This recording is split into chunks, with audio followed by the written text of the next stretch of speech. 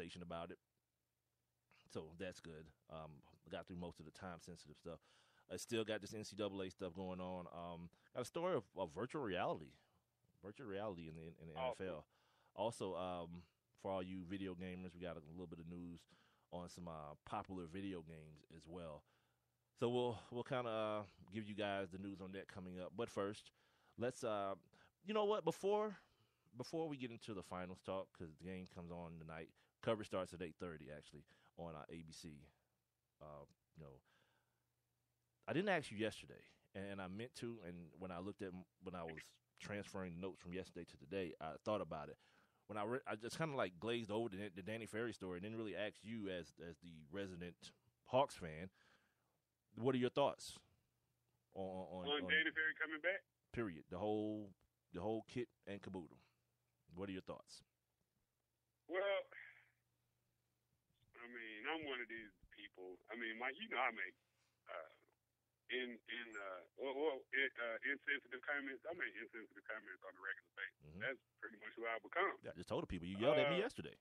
Yeah, I think you called me the N word like twice during that exchange too. no, I'll I go back and didn't. listen to the No, I tape. didn't. But I think you dropped the N No, I word on me didn't. like twice yesterday. No, I didn't. If I did, we didn't hit explicit. Yeah, If I probably. did. You're right. But you know, like people say stuff. I mean, people slip and say stuff all the time. I mean, and sometimes you know, people take it and blow it out of proportion. But for Danny Ferry, I'll say this, man. You know, Danny Ferry came in, and when he came in, he made a lot of waves. He did a lot of things. You know, he made some enemies. You know, shouts out to 18. He made some enemies. But the one thing that I will say is that he did a good job putting his team together. And the God honest truth is, if the Hawks are going to continue to move forward under the under that same, and I know that they're not technically trying to move under this San Antonio East tag, but if they're going to continue to make progress going forward, I really think that Danny Ferry needs to be a part of it. I mean, I don't think that. I mean, I don't want another one of these retread GMs. I really would like for Coach Bud just to more so focus on coaching. I mean, as a general manager, I mean, you pointed out a couple weeks ago the only move that he made was getting rid of Adrian Payne. I mean, that was nothing else that he did as a general manager that I saw on the outside as far as the roster or the makeup of the team goes. Well, to clarify, that doesn't mean I wouldn't insinuating that he doesn't have the capability to do it. No, I didn't. I was kind No. of just referencing the fact that he was on the list of executive of the year because right. in lieu of Danny Ferry being there because he was suspended. It was just kind of right. You know, everyone knew what it really meant. It was really Danny Ferry, but because he's suspended, they put Coach Budenholzer on the list. Go ahead. Right, but I think, but no, I just honestly think that that you know that people winning cures everything, and we know that. You know, the Hawks started winning. Nobody was talking all that crap like everybody was before the season started. You know, so I think that people should have an appreciation for what Danny Ferry brought to the table and what he did for this team. Because without Danny Ferry coming in, I don't think that we have a team that represents Atlanta in the Eastern Conference Finals. All right, let me throw another element at you in the same vein. This city, the organization, the Hawks in particular, has been somewhat labeled as a non-destination for free agents.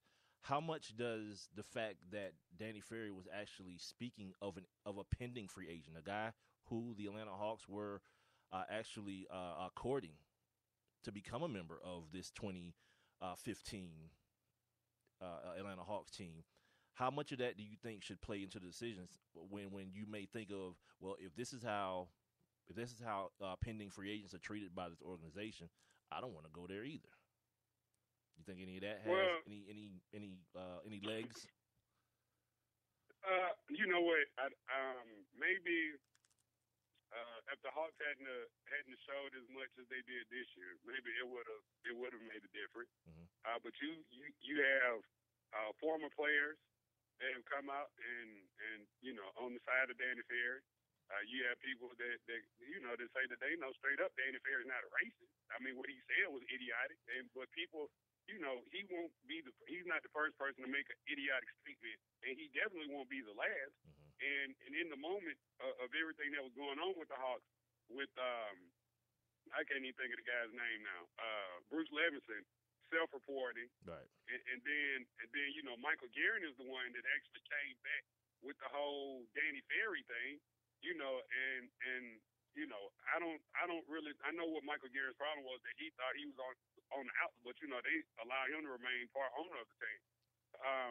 So I just look, Michael Guerin, again, he's the one that brought this to the forefront. Michael Guerin's been a part of this organization since the Atlanta Spirit took over, and nothing good, well, some good things happen, but nothing great happened until this, and I think that, at some point, somebody's got to say, well, look, Danny Ferry did a great job, and with America being the place of the home of second chances, right? We all about second chances over here. I think Danny Ferry might deserve one, in all honesty, because again, I don't think you get somebody else in here that's gonna be able to do the kind of job that he's done. And then if you bring in the GM, we talked about this the other day when I was talking about Mike Woodson getting fired in New York. You bring in another GM, guess what might happen? Different philosophy. Not in this case. No, this. You don't think so? Well, because the Mike Woodson thing is different. Like Phil Jackson wasn't brought in as the GM; he's brought in as the president, and then it was understood. Right. It was understood that he wanted to come in and run his triangle. It was also rumored that he really wanted to coach the team, but physically he couldn't. So the best way to do it is do it by proxy. You see what I'm saying? I can coach the team through Derek Fisher. I can coach the team through Steve Kerr if I get him, because they already know. This is not now. It's not a situation where I'm Phil Jackson. I have to now teach Mike Woodson, who now has to teach the players. The Knicks didn't anticipate their season being as much as a dumpster fire as it was. So that being what it is, you see all those things happening. It takes a lot longer for the team to start winning. Obviously, it didn't matter. The team was, a crap hole anyway. But obviously, you don't know that in previous two. I was going to ask you something else. Oh, and the other thing we got to remember about the Danny Ferry situation is it was right in the shadows of that Donald Sterling stuff. You feel me? Yeah. But see, again, I think of Bruce Levinson in my mind. I don't know Bruce, but somewhere in the back of my mind, I just believe that Bruce Levinson did that after he saw what kind of money Donald Sterling walked away with. Right? I just honestly believe, because he had been trying to get rid of the team. So, for him to go out and self-report, I just feel like I feel like he did that in order to be able to get from up under the Hawks and make some cash in return. Well, so I don't. Let's kind of stay focused on the Danny Ferry side of things, because I kind of want to give you. No, I'm saying, but I don't think if the Bruce Levinson thing happens, I don't think the Danny Ferry thing comes to light. Well, what I'm saying, the fact of the matter is, it did happen, and it has come to light. So now we're here. We're at the point now where it's what should be of Danny Ferry. Here's the thing that you don't want to happen if you're the Atlanta Hawks.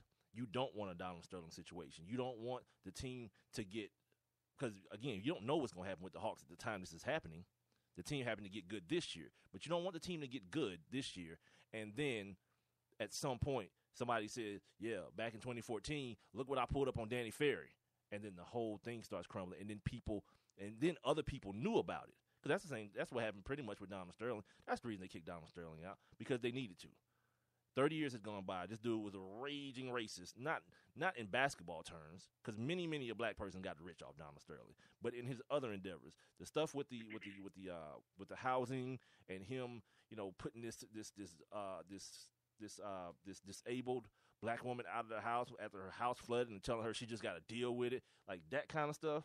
That's the real issue. No Mexicans could stay in the apartment that he had. See, that's the stuff. Yeah. It ain't the basketball stuff. Like this Elgin Baylor thing, like, oh yeah. Well, Elgin, you worked for the dude for 2 damn decades. And the team, the team was bad. Right. How mad can you be, Elgin? You know what I mean? He's like the Samuel L. Jackson character being mad at Leonardo DiCaprio and Django. Nah, dude, you got treated better than anybody. Right. You call this dude into meetings and drinking his liquor. You feel me? Nah, cuz I'm not going there, Elgin. You got plenty of money for doing absolutely nothing from this racist man. And now it's like, yeah, by the way. Yeah, anyway, dude. But with Danny Ferry, like I said, I just don't know if you the new owner, and of course the Hawk sale will be official on June 24th. Okay. I mean, it's one of those things where either when you come in, because I'm sure they talked to Danny Ferry. I forget what the owner's name. Reeson. What's his name? I don't know, dude. Steve Reeson. I forget what his name is, but I'm sure they talked to Danny Ferry, and I'm sure he probably already knows what's going to happen. Are you sure, Mark? No, I'm speculating. Excuse me. That they've had comment, that they've had communication. I mean, and it's one of those things where if you're an owner, you can say, well, this is just too much, and I don't want to deal with this moving forward. We just want to, replace you. Or you can say, well, hey, we're bringing you back, but you go be on thin ice. Very thin ice. Like one more of those type of situations, and you're out of here. I think Danny Ferry's accomplished enough to where if that's the case, he'll just rather move on. You know what I mean? If somebody else would hire him. He's accomplished. If it's one of those things where you're on a short string. All right, I'm out. String just got shorter. I'm gone. You know what I mean? It's like to me in those type of situations, it's like anything. Adrian Peterson, Greg Hardy. If you're Michael Vick, if you're gonna have him back, have him back. You know what I mean? If you're gonna have him back, have him back. Damn all the other stuff, because apparently what you're telling us by having him back into the organization, and I'm speaking of Danny Ferry now, that all is forgiven, and you feel like as an organization the team can get past it. Now, if these new white owners are stepping into this predominantly black city, and they don't really have a clear a gauge on what the temperature is as far as people's feelings towards Danny Ferry. Who was that? Was that Andrew Young? That was like, bring him back. I don't see no problem. Bring him back. I don't know if he's the majority though, and I don't know if the Hawks owners know that as well. I don't know how they could know. You feel me? Until they bring him back, and then there's like Jesse Jackson's not, he's knocking on the door again. It's like, oh damn, what the hell is Jesse doing here now? Yeah, he's here to extort more money and tickets and I want courtside tickets. And swag. You know what I mean? That's what he's doing here. Yeah, have security escort his black ass out immediately. Yeah, matter of fact, I come help. But the doorknob hit him with the good Lord split him. But the thing is, man, is that I just hate that. And you've heard me say this. I hate when race becomes an issue in sports.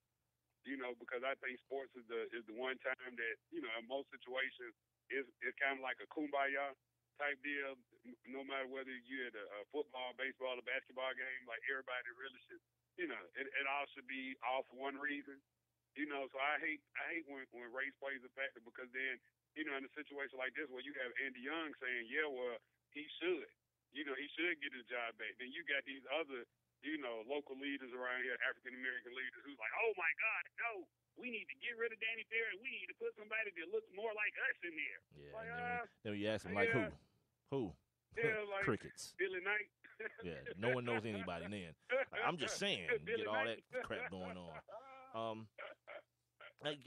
That's kind of where I guess I'm kind of opposite you. Like, I don't mind race entering the sport, because it's, it's there. You see a sport like the NBA, like 80% black guys, you know what I mean? And certain things happen. Like, people forget about this whole, David Stern imposed dress code at one point when Allen Iverson was coming through the joint with oversized T-shirts on and sagging jeans.